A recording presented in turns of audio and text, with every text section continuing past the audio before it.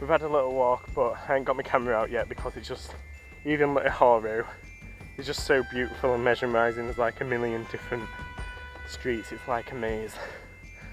And we've just gone up the very first part of trail at Mount Olympus, and this is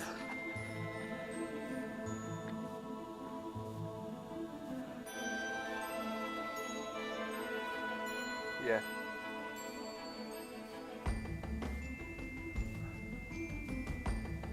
Look at that picturesque view.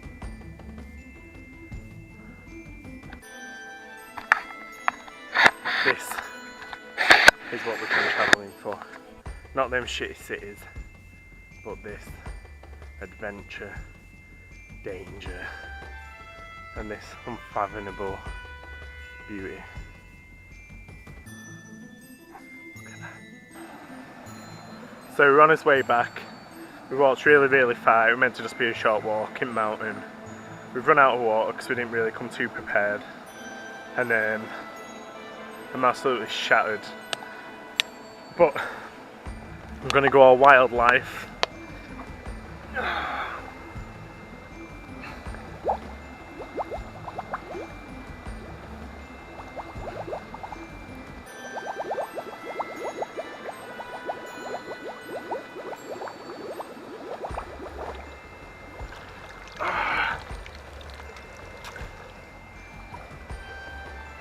So all Litohoro's drinking water is from here,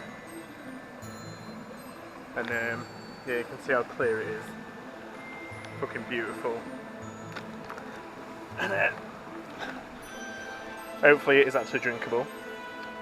And yeah, and this way here, so this is just a very short 20-minute walk, and you go through the mountain. As you can see on either side, there's large, you know, in the middle of gorge, a Pioneer Gorge or something. And this path here, so you can hear a stream running underneath. Yeah, so you can hear it here, but underneath this, there's a stream flowing, and it supplies all Litohoro with the drinking water. I'll see if you can hear it.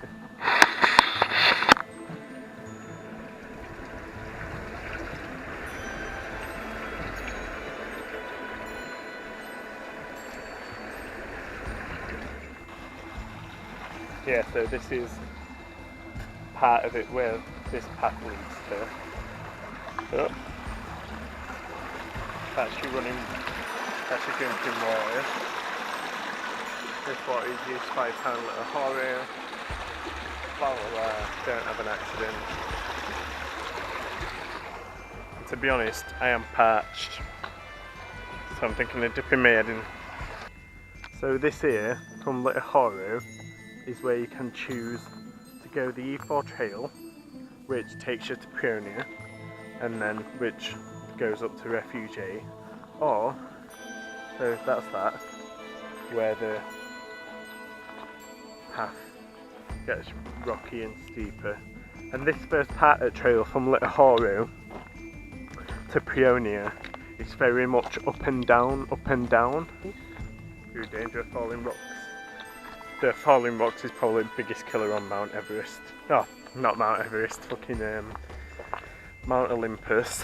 And because a lot of people like to climb the miticus at the top and there's loose rocks, so if you're underneath and you don't have a helmet, then you're gonna die, basically.